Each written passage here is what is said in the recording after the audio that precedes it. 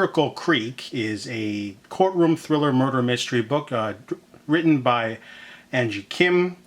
This one is, I'm not sure where, I think this was on Stacker's list of 100 best thriller books from a long time ago, if you've seen that video.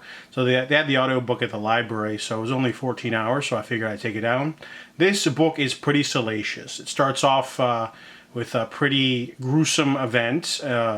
The Yu family, there's Pak Yu, there's his wife Jung, and then Mary, their daughter.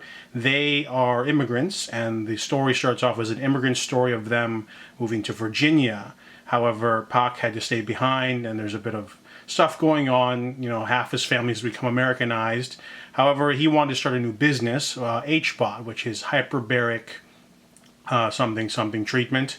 So essentially, he's got this like tank in a barn in the middle of the forest, and you go out there and you sit in there, you depressurize, and it gives you 1.5 times the amount of oxygen, which can help healing and promote things. And a lot of people are for and against this, especially protesters. They show up and they're bothersome.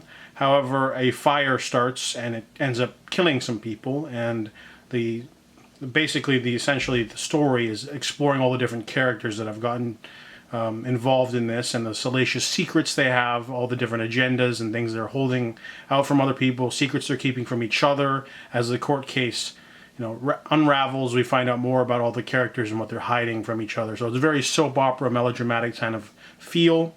It's a pretty interesting book. It really grabbed me at the get-go, but it started to lag in the middle of the story. There's a lot of characters. They have to do a lot of things, and trying to get to the point, to the reveal near the end. But then I feel like the ending didn't stick the landing. The ending is definitely not as satisfying as it could have been.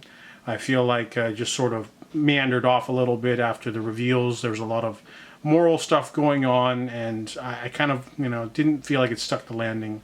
I prefer to have a thriller book be a little bit bittersweet, not as finite as this book.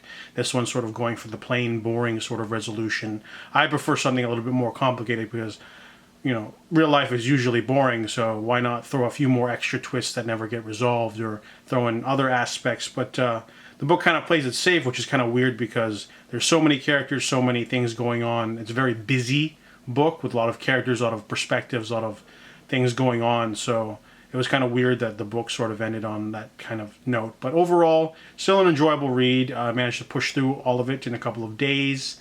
So I give Miracle Creek a 3 out of 5.